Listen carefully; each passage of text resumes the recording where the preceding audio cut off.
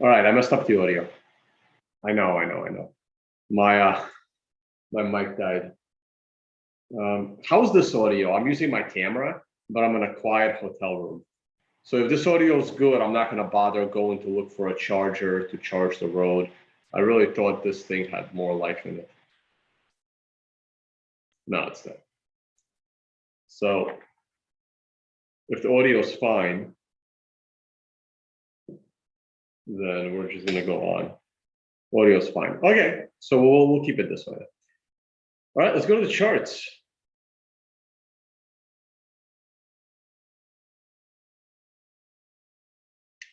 Okay, let's take a look. The holiday is over. I am in Panama. The audio is good. I'm in Panama. Traveled here on the 4th of July. 4th of July was a Monday anyway. I did all my family barbecues and stuff with Saturday, Sunday. So that was good. Monday was a good day to fly out. I'm in Panama. There's a conference going on here in Panama. If you are in Panama, what is the link to the conference? I'll do that in a second. Here it is. You know what? I'll do it now. Here's the conference link. So this is where I'm speaking tomorrow morning. Tomorrow at 9 in the morning. Blockchain Summit, LATAM. There it is. And I'm speaking at 9:30 in the morning tomorrow. Usually I'm more organized and tell you where I'm traveling to, but not lately. Weekly chart. Well, it was a nice rally yesterday, but you can't take these rallies seriously. You can't really take the rally seriously on June 30th because it's the last day of the quarter, of the half of the year. So a lot of rebalancing is going on. And same thing here. It was a holiday Monday. And once the market opened, the Bitcoin market will follow what the stock market's doing. We're going to go and take a look at what the stock market's doing. When I was learning how to trade, feels like 20 years ago now, might have been 20 years ago. There were a couple of rules that the professional traders taught us. And one of those rules were never trade the day before or the day after a major US holiday and give yourself a nice weekend. So that means if you're following that rule, Friday and today are non-trading days. And that gets you a nice 5-day weekend, okay?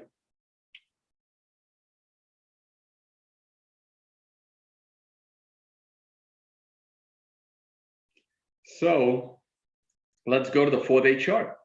The 4-day chart is our allocation chart. You can see the oscillators are a complete and utter disaster. The CMF is terrible. The RSI is still terrible. The MACD is terrible.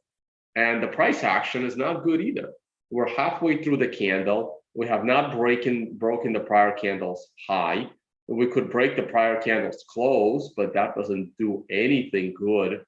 And this is my line. Until we cross this line of 21,600 bucks, I am really not interested in any bullish trades unless we go significantly lower. What is the definition of significantly lower? Probably 5% lower than the prior swing low. That to me is significantly lower. So let's look what a prior swing low was, and let's go down about 5%.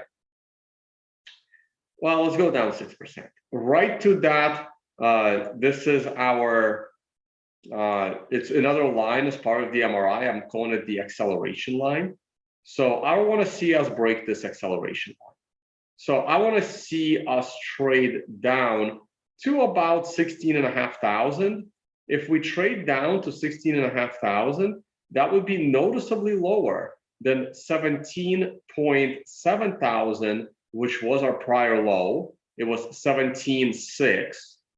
But the more important part is that 17.6 was very short-lived. Very short-lived. So because it was very short-lived, anything below 17,000 becomes significantly lower. If we go to the daily chart, you can see how the amount of time Bitcoin spent below 18,000 is, because it didn't really go below 18,000 here, maybe by $1.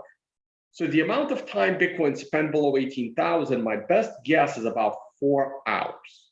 That's my best guess. I don't know. I'm not going to go find that.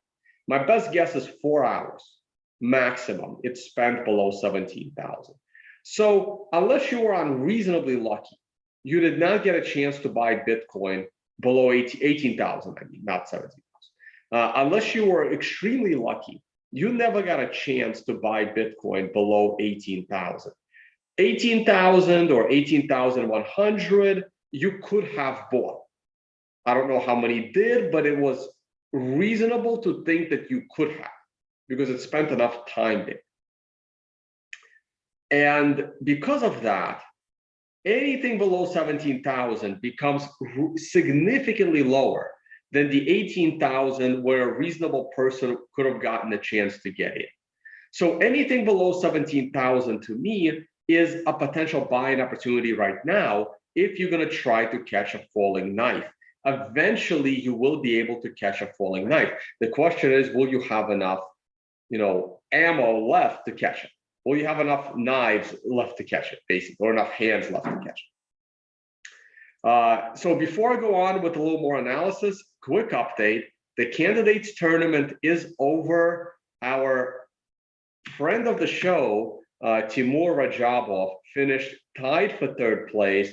He really should have been tied for second place. It was very disappointing that he missed one move at the very end of the game with Richard Rappert that cost him a win, and instead he ended up in a tie with Richard. And had he been able to win that game, he would have came in second place, which is awesome. I hope he gets to play Magnus, but we will see. It's Carlsen. That's the best player in the world at the moment, and that would be great. So shout out to Timur for finishing third. I'm sure he's very disappointed, but finishing third in this tournament is really, really awesome. So there you go, another website to see the scores. You can see how he was the second lowest ranked player in the tournament. The only one that was lower was Duda. He came in just lower than Timur, and Timur did finish third, tied for third, along with the American Hikaru. So great tournament. It was the first time I paid attention to the tournament. I probably wouldn't have paid attention if a friend wasn't playing, but this is great. And he'll be back to watching this show very, very soon. Hopefully he's watching now that the tournament's over. Okay, so follow us on Instagram, guys. We're trying to get to 1,000 followers on Instagram. We're already at 1,000 followers on Twitter. I'm feeling good this 4th of July. I'm enjoying my time in Panama. We do have some extra rooms. I went a little cavalier, renting an entire castle, probably more than I should have rented. And therefore, we may be able to give away a room as a giveaway. We will not be paying for your flights to get to the Dominican Republic, but I may tweet out this week, tomorrow when I have time, that some rules for a potential competition, free competition for you to try and win a free room at the Financial Summit. Still thinking about the best way to do it. We may do one on Twitter. We may do one on Instagram because we would like followers. We need more followers. We just started these handles. We're posting great stuff.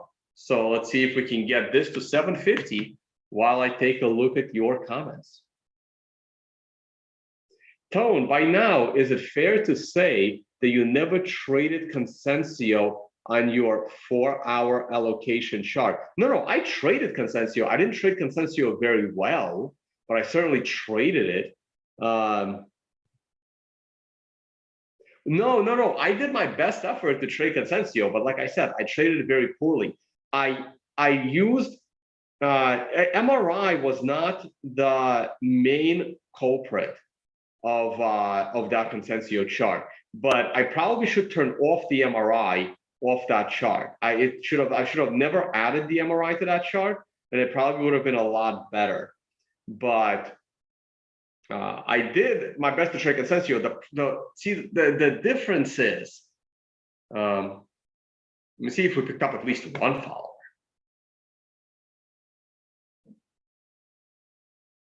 Yes, we picked up two. I did trade Consensio, but I was very hesitant on going short. Consensio does open the possibility for going short. Had this not been Bitcoin, had I not been swayed by the bullishness of the macroeconomic environment for Bitcoin, I would have been able to trade Consensio much better. I don't really see a problem with trying to catch this falling knife down here because it's Bitcoin. And even if it wasn't Bitcoin, this is not like some stock where the CEO, just went crazy, or the company just, got discovered that it had fraud.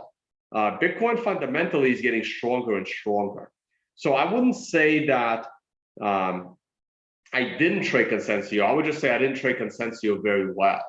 I probably should have showed you guys how to trade Consensio using the S&P 500 instead, because I'm way more cavalier on shorting the S&P 500, but I'm very, very hesitant on shorting Bitcoin.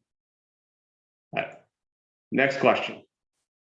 I really want Instagram at 1,000 followers. I've given up on getting YouTube to 1,000 subscribers. Maybe 400, but we don't post much on there. We will start posting some educational stuff, but we don't have anything there yet. So Twitter is doing fine. Twitter is over 1,000 subs. Just these two. Okay, let's see what else we got. Have you seen if EWT confirms MRI? Seen EWT charts, says spinal leg down. I don't know what EWT is. Elliott wave theory? I don't like Elliott wave theory. If it's Elliott wave theory, I don't care what it says. Do you ever need price charts active in Consensio? I think you do, but Tyler will tell me that we'll say no. Turkish lira, I don't know how. I don't know how the Turkish lira is doing. Well, let's get to the Turkish lira in a minute. What is this? Oh, this is the 1 hour chart. So the 1 hour chart topped with the MRI on July 4th, 8 p.m. Eastern time. And which I mean, again, I don't like to trade on holidays and weekends. And we bottomed with the MRI as well. It wasn't the low, but it's still a good enough candle on the hourly chart to get you into a short-term trade that is still doing well. I am bullish on this 1 hour chart right now, but looking at the daily chart, where's my daily chart? Looking at this daily chart, I would need us to get out of this zone. I really would need us to get out of this zone to be bullish. I'm not bullish Bitcoin unless it breaks 21.5, 21.5, 21.6.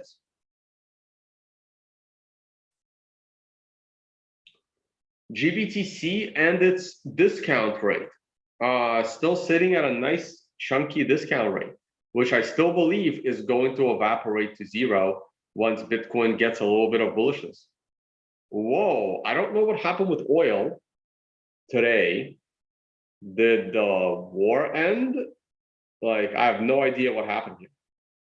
Did they find an oil deposit? I don't know. I did not see that coming. Well, my stop loss would have gotten hit. And yeah, that's interesting. Huh, I'm curious what happened with oil. It fell a lot today.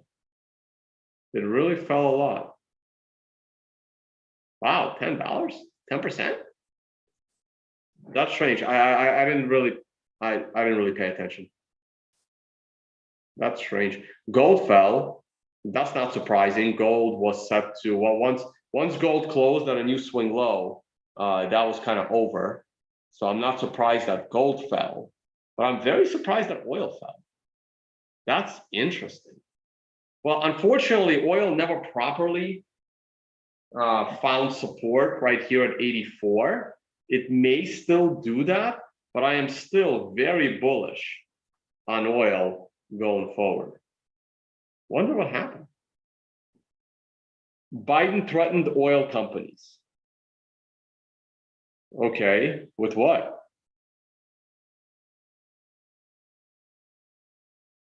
Yeah, well, with the recession, there is less of a need for oil.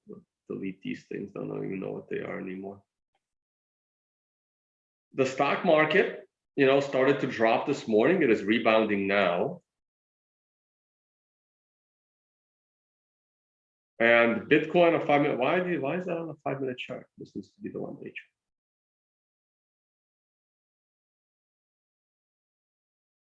Bitcoin had a lot more days to trade. Bitcoin 1. No, I need it to be 1 day, not 1. So this looks like a 1 minute chart. I'm trying to click on a 1 day chart, but give me a 1 minute chart. Let's try this. There we go. We're going to keep an eye on this correlation.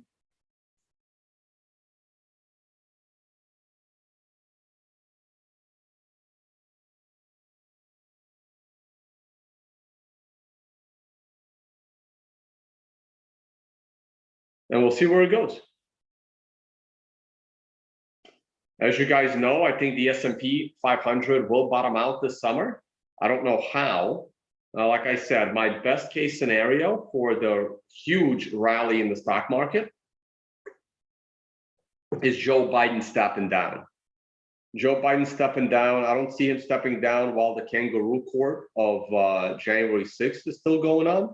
But once that kangaroo court ends, I do think that there is a high probability that Joe Biden will step down for health reasons. Someone is saying Putin declared victory in Ukraine. I find that very hard to believe, but I don't know what your source is for that. But I'll have to. I haven't paid attention to the Ukraine news in the last 24 hours. Tony, you said before you're bullish on the dollar and somewhat on the stock market. In what scenario does DXY and stocks go up? In most scenarios, they're completely independent. I don't understand why people think that, if you put DXY and stocks next to each other, there'll be no correlation that a rise in the dollar leads to a decline in the stock market. There will be no correlation. I bet you there are multiple instances where the dollar rallies and the stock market rallies, historically. They're completely independent. The stock market, let's cherry pick the high. The stock market fell 25%. Let's say 25%. We're going to round. Stock market falls 25% between the very end of December. So let's say January 1st until mid this month. Stock market's down 25%. Now, what did the dollar do? So this is the daily chart. Let's go to the weekly chart. So what did the dollar do? The dollar, since the start of the year, so there it is. Let's go, start of the year, the dollar is up 11%, stock market's down 25%. But the dollar was also up 7% prior to that, right? So the dollar was up from May up until the end of the year by 7%, not 11%, but 7%. And what did the stock market do? Well, from May until the end of the year, the stock market went up. So it went up May. So here, stock market's up 16%, right? So stock market's up 16%, the dollar's up 6%. And now the dollar continues to go up and the stock market goes down. They're completely independent. They have nothing to do with each other. Nothing whatsoever. We can cherry pick the low in the stock market. We cherry pick the high. Let's cherry pick the low. This is the low in COVID, March 20th. Cherry picked low, cherry picked high, end of year. Let's go to the dollar. Let's cherry pick the low on March 20th. Well, right there, right? The stock market reaches its low, the dollar reaches its high, the dollar starts to decline, and the market is rising like crazy, but then the dollar stops declining in 2020 and starts rising all of 2021. But the dollar kept rising. I'm sorry, the stock market kept rising the entire 2021, right? So like there is no correlation whatsoever. So the dollar was falling until the end of the year, till here, and then suddenly the dollar completely flipped and started rising, and the stock market didn't give a shit what the dollar did. They're completely independent, completely. They have nothing to do with each other. There's no correlation. So the dollar goes skyrocketing up and the stock market skyrocketing up can easily happen. Completely independent, no correlation.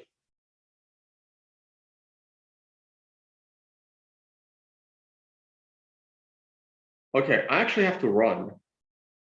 I want to jump on a call real quick. I want to look at the Turkish lira, actually the Russian ruble as well.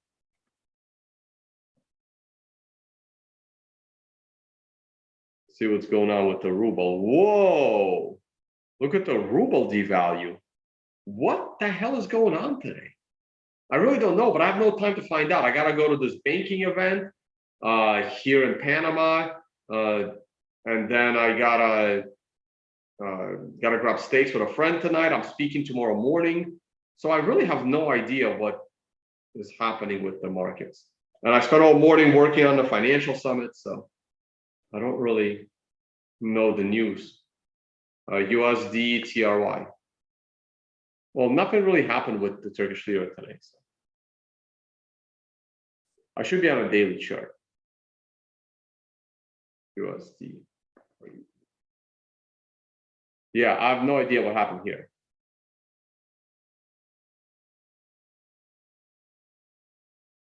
Are you familiar with sentiment trading? I mean, I'm familiar with some market sentiment. It's open interest, funding rate, and long versus short ratios. I don't really trade that way. These three indicators show the market sentiment, and you take the opposite direction trade. Yeah, you can. I don't like to trade that way. Can you please check the Bitcoin versus gold chart? No, not right now, maybe another time. Bitcoin measured in gold, retested. I'll have to check that another time.